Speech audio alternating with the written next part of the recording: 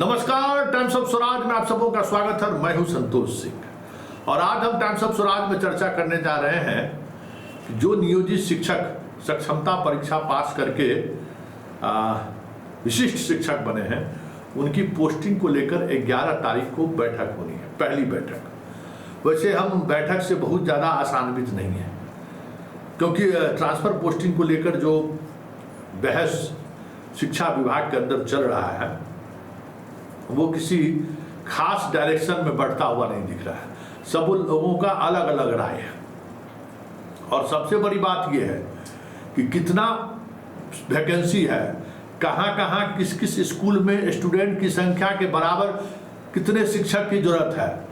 वो डाटा ही इतना ज़्यादा कन्फ्यूजन क्रिएट करने वाला है कि विभाग का दिमाग घूम रहा है कि कैसे ट्रांसफ़र पोस्टिंग करें। क्योंकि देखिए, जो पाठक जी के आने से पहले जो छात्रों का जो डाटा था उसके आधार पर बहाली हुई।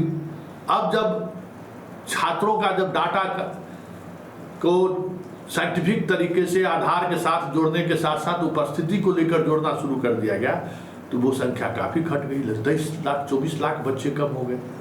तो एक दौर था कि भाई कहाँ से कितना नामांकन था, सब लोग हैरान थे।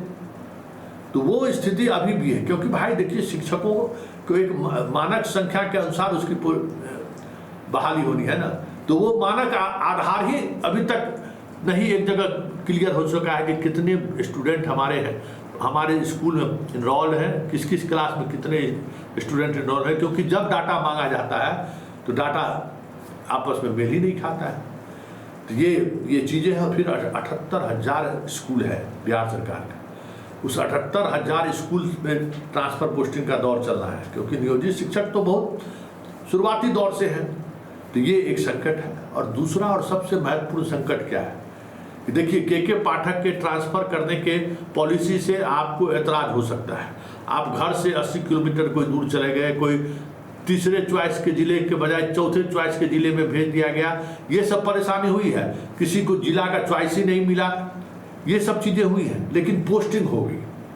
सिद्धार्थ के साथ संकट क्या है ना, ये विधायक की बात भी सुनते हैं, पत्रकार की भी बात सुनते हैं, कोई खास इनके मित्र मंडली के लोग हैं उनकी भी बात ये सुनते हैं।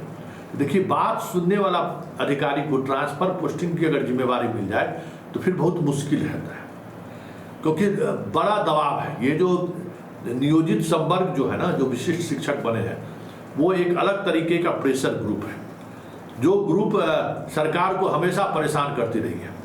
और पाठक को लेकर जो एक ऑब्जर्वेशन मुख्यमंत्री के दिमाग में था, वो ऑब्जर्वेशन यही था कि जितना परेशान ये लोग कर रहे हैं इनको थोड़ा उतना ही रिवर्स गियर में इनको ले जाया जाए, इनको दिखाया जाए, आईना दिखाया जाए कि सरकार क्या है। वो सब तो हो गया, बीपीएससी की पोस्टिंग हो गई। लेकिन अब नियोजित शिक्षकों का जो पोस्टिंग होना है, इसको लेकर स्थिति जो है सो कह सकते हैं कि कसमकस वाली स्थिति है। पहली बैठक है, फिर उस बैठक के बाद अभी 2-3 और बैठकें होंगी, फिर एसीएस और शिक्षा मंत्री के बीच इसको लेकर मंतव्य होगा, मुख्यमंत्री की भी सहमति ली जाएगी, उसके बाद ये पब्लिश किया जाएगा। लेकिन जो पैमाना तय हो रहा है उस पैमाने में भी बहुत सारी चीज़ें ऐसी हैं जिनको 100% लागू करना सिद्धार्थ जैसे अधिकारियों से संभव नहीं है। जहाँ तक मैं सिद्धार्थ को जानता हूँ, मेरा जो अनुभव रहा है सिद्धार्थ को लेके, वो अनुभव यही रहा है कि ये कह सकते हैं कि बहुत ज़्यादा स्ट्रिक्ट नहीं है और इस वजह से दबाव पड़ेगा इनको। शिक्षा मंत्री भी वैसे ही है, हालांकि पुलिस पदाधिकारी के रूप में वो बहुत व्यवहारिक और कड़क पुलिस अधिकारी माने जाते थे, सुनील कुमार, लेकिन मंत्री है, स्वाभाविक तौर पर मंत्री है तो मंत्री के यहाँ पैरवी आएगा ही। और सब नियोजित शिक्षक में बहुत सारे लोग ऐसे हैं जो मुख्यमंत्री तक पर भी पहुँचा सकते हैं, इतनी क्षमता रखते हैं। वो तो मुझे मालूम है ना कि किस तरीके के लोग शिक्षक में हैं। तो ये सारी समस्याएं हैं। और उसके बाद एक और बात है कि दूसरा जो परीक्षा होना था, जो डेट अभी बढ़ गया है, उसकी परीक्षा की भी तारीख किसी भी समय घोषित हो सकती है। फिर TRD 3 अब 4, 6 जो भी आप कहिए, उसका भी आज से एडमिट कार्ड मिलना शुरू हो रहा है। 19 से 22 तक परीक्षा है और हमें लगता है कि 1 महीने के अंदर उसका भी रिजल्ट आ जाएगा, मतलब 15 अगस्त तक उन लोगों का भी रिजल्ट आ जाएगा। तो ये सारे रिजल्ट सामने आने के बाद एक्चुअल वैकेंसी क्या है वो विभाग को पता चल पाएगा।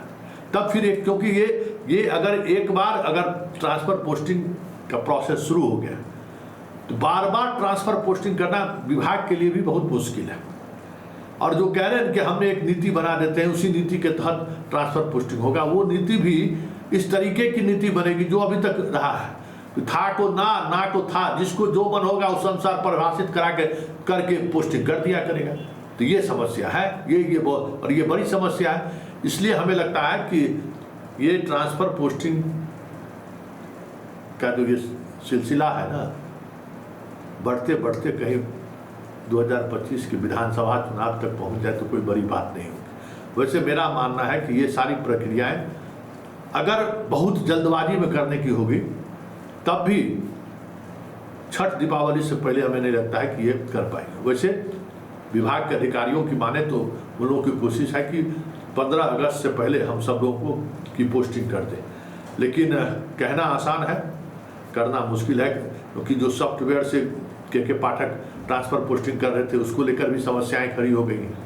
और फिर जो लोग बैठ के यहाँ पर पैसा वसूली कर रहे थे, मैंने ही खबर चलाया था कि जितना ही ऑपरेटर आपका है, कंप्यूटर ऑपरेटर, ये सारे लोग ये खेला कर रहे हैं, तो वो सारे तो हटा दिए गए हैं।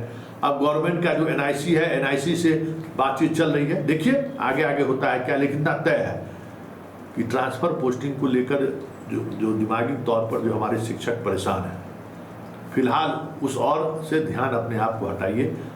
इस प्रोसेस में भी और भी वक्त लग सकता है।